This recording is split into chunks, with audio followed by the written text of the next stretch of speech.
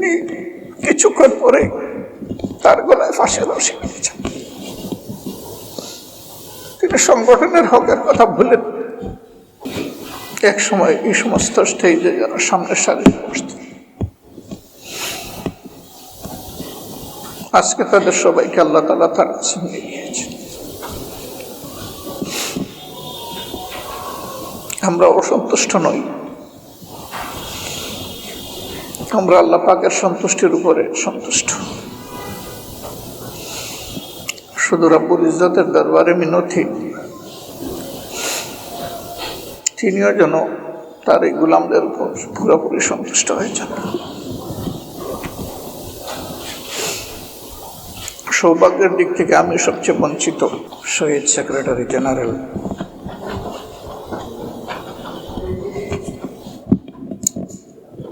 জনাব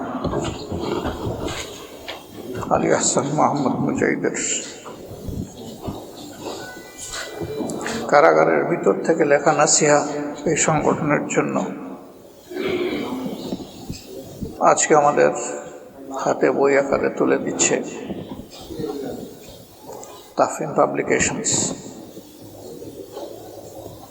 এবং এর কারিগর হিসেবে কাজ করেছে তারই কলিজার টুকরা আমাদের স্নেহের আলী আহমদ মাবরুর। বাংলাদেশ জামাত ইসলামী কেন্দ্রে যে সোনার মানুষেরা কাজ করেছিলেন, আল্লাহ তাআলার পছন্দ, এক সময় এই সমস্ত স্টেজে যারা সামনের সারিতে বসত, আজকে তাদের সবাইকে আল্লাহ তাআলা তার কাছে নিয়ে গিয়েছেন। আমরা অসন্তুষ্ট নই, আমরা আল্লাহ পাকের সন্তুষ্টির উপরে সন্তুষ্ট। শুধু রব্বুল ইজ্জতের দরবারে মিনতি, তিনিও যেন তার এই গোলামদের উপর পুরোপুরি সন্তুষ্ট হয়েছেন। সৌভাগ্যের দিক থেকে আমি সবচেয়ে বঞ্চিত। আমার আগে যারা কেন্দ্রে কাজ করেছেন তারা সকলে তাদের ঘনিষ্ঠ সাহচর্য পেয়েছেন। শহীদ আমির জামাত 2009 সালের 23 ডিসেম্বর আমাকে ডেকে হুকুম করলেন যে তুমি সিলেট থেকে ঢাকায় চলে আসো। তিনি অবশ্য বলেছিলেন যে 10 সালটা মাসের প্রথম 15 দিন কেন্দ্রে কাজ করবা, আর শেষ 15 দিন হোক, 14 দিন হোক, 16 দিন হোক, তুমি সিলেটে কাটাবো। এবং 11 সালের 1 জানুয়ারি থেকে তোমার গাট্টু বুসকা নিয়ে পুরোপুরি ঢাকায় চলে আসতে হবে। চেষ্টা করেছি সামিয়ানা ওয়া তাআনা করার, তবে আমার আর ওরকম 15 দিনের জন্য যাওয়া সিলেটে হয়নি। পরিস্থিতি দ্রুত খারাপের দিকেই গড়ালো, আর আমিও বঞ্চিত থেকে গেলাম। সিলেটে আপনজনদের কাছে যাওয়ার নয়, পরম আপনজন যারা আমাদেরকে নিপুণ হাতে সংগঠন শিখিয়েছিলেন, দিনের পথে উদ্বুদ্ধ করেছে, এই সমস্ত নেতৃবৃন্দের সাহচর্য থেকে খুব তাড়াতাড়ি বঞ্চিত হয়ে গেলাম। আমার মতে এ পর্যায়ে বঞ্চিত কেন্দ্রের আর কোনো কর্মী ছিল না, সবাই তাদেরকে দীর্ঘদিন পেয়েছে।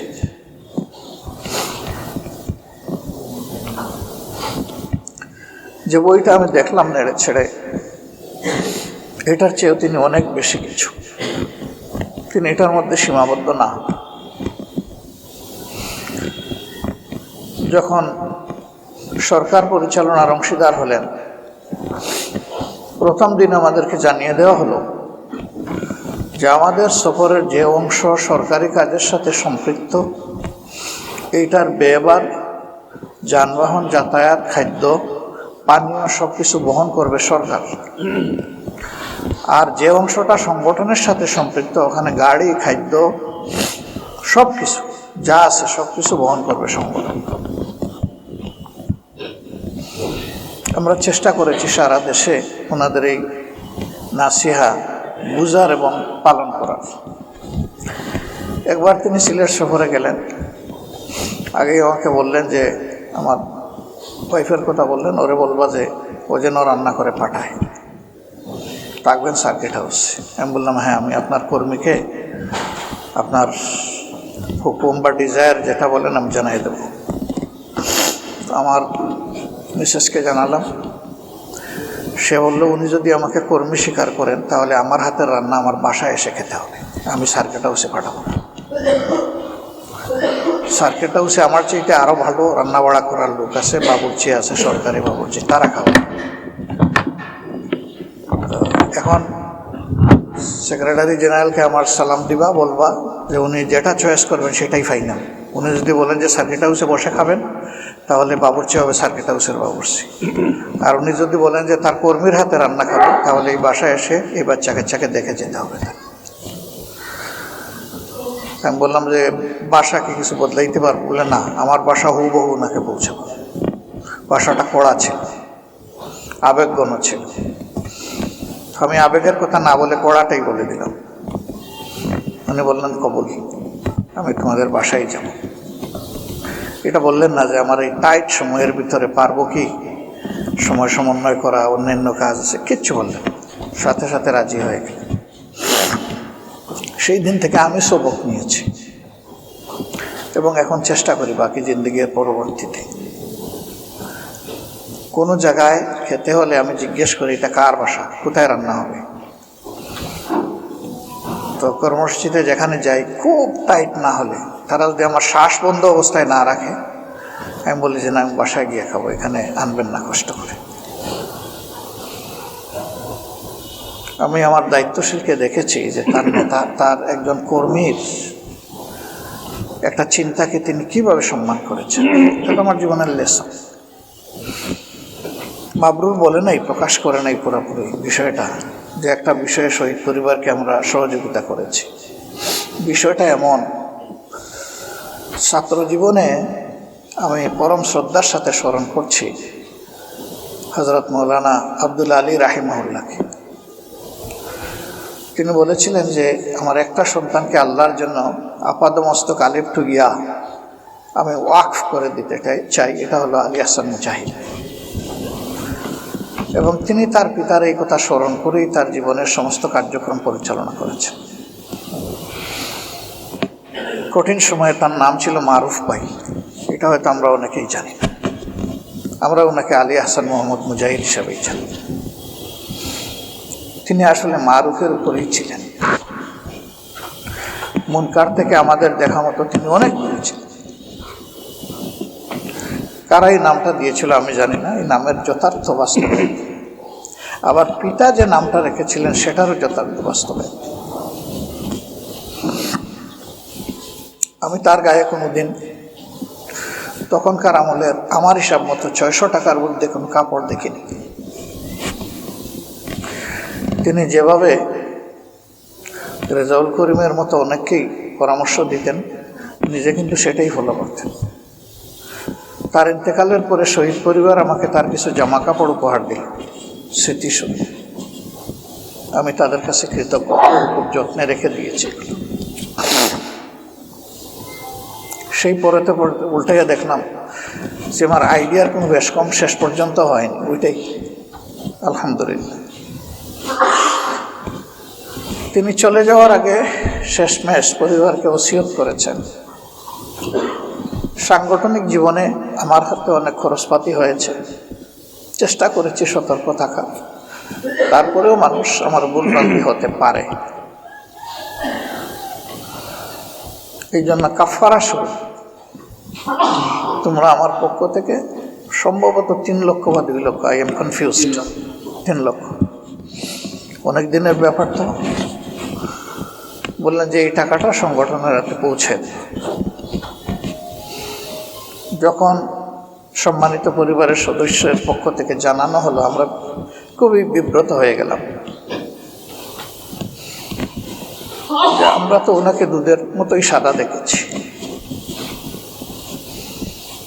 তিনি তো তার জীবনের সব কিছু ওয়াকফ করে গেছেন, এখন বাকি থাকলো কি? কিন্তু পরিবারের একটা কথার কাছে আমরা হার মেনে গেলাম। তারা বলল যে এটা শেষ জীবনের ওনার নাসিহা ওসিয়ত, এটা নিয়ে আমাদেরকে ভার মুক্ত করেন।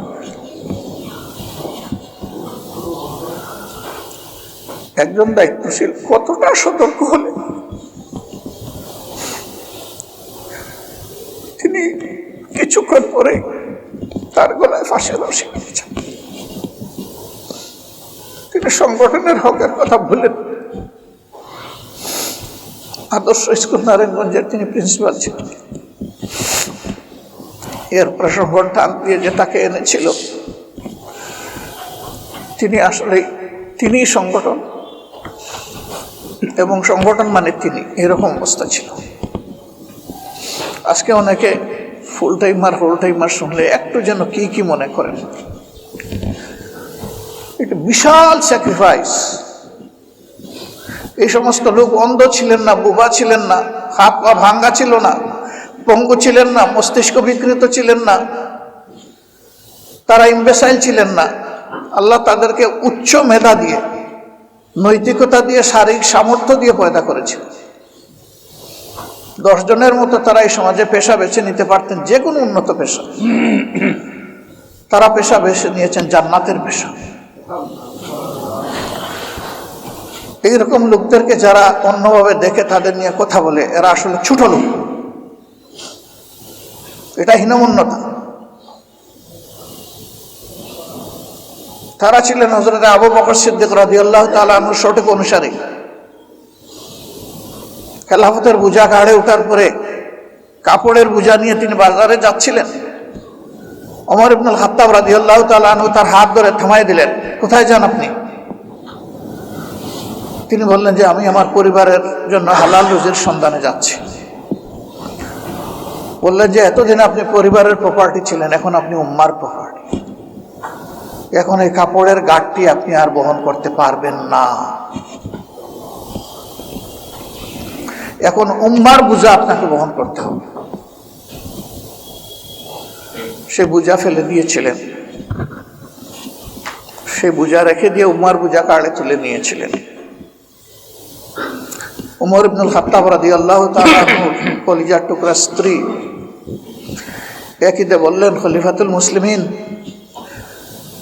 মানুষের জীবনে আনন্দ হিল্লুল থাকে, আমার পরিবারে সাদামাটা সব কিছু, এমনকি ঈদের সময় বাচ্চাদেরকে আলাদা কিছু দিতে পারি না।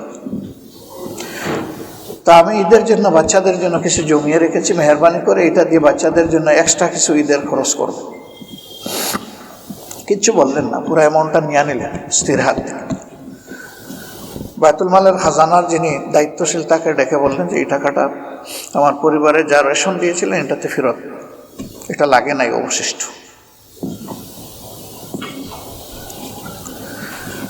এখন ঈদের দিন খলিফা তো কিছু আনেননি। স্ত্রী জিজ্ঞেস করছেন, আপনার হাতে একটু অর্থ তুলে দিয়েছিলাম বাচ্চাদের জন্য, এক্সট্রা কিছু করার কোনো লক্ষণ দেখছি না। তিনি বললেন যে এটা মাওলার জিম্মায় পাঠিয়ে দিয়েছি, তোমরা যা প্রত্যাশা করেছ তার চাইতেও ভালো কিছু তোমাদের জন্য অপেক্ষমান আছে।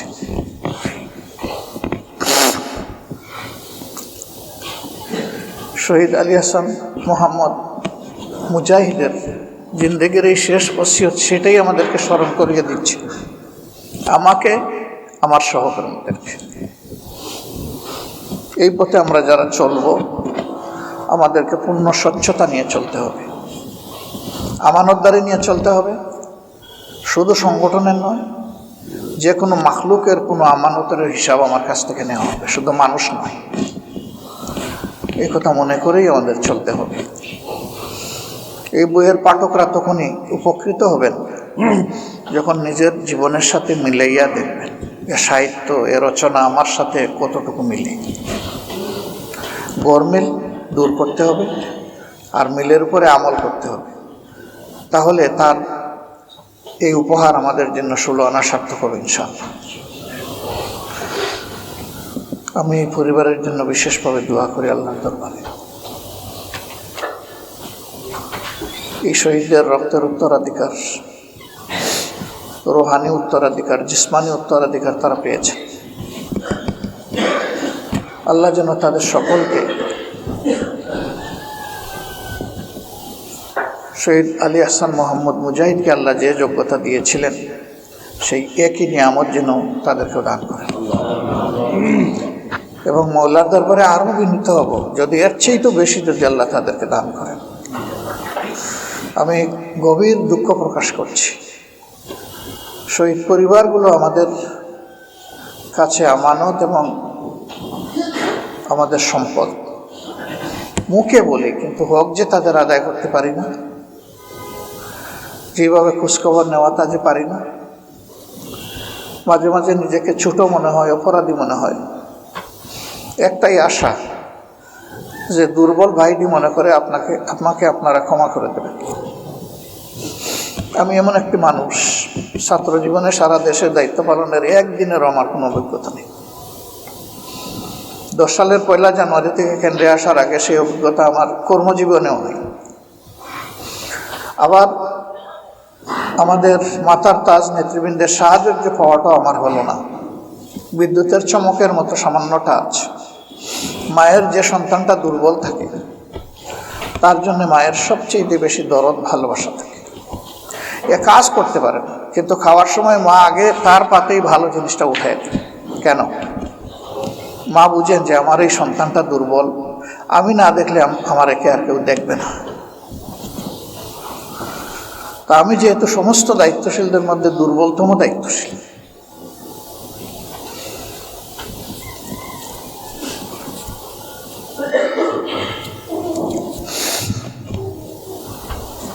এই কারণে আমি আশা করব যে আপনারা আমাকে ক্ষমাও করবেন এবং আমার জন্য দোয়া করবেন। সেই সাথে আমার সহকর্মীদের জন্য দোয়া করবেন। জাতির এই কঠিন মুহূর্তে শহীদ নেতৃবৃন্দের রেখে যাওয়া আমানতের আমরা যেন কোনো খেয়ানত না করি। আমাদের কোনো ভুল সিদ্ধান্তে শহীদে কাফেলার যেন কোনো ক্ষতি না হয়, বরঞ্চ আমাদের চিন্তা, কথা এবং কাজ ক্রমান্বয়ে শহীদে কাফেলাকে যেন জনগণের একদম হৃদয়ের সাথে লেপ্টে দেয়, হৃদয়ের অংশ বানিয়ে দেয়। আল্লাহ যেন আমাদেরকে বিশেষভাবে সাহায্য করে। এই বইটি আমার সহ সমস্ত সহকর্মীদের জন্য উত্তম সবক হবে এই প্রত্যাশা ব্যক্ত করে আমার কথা আমি এখানেই শেষ করছি। আসসালামু আলাইকুম।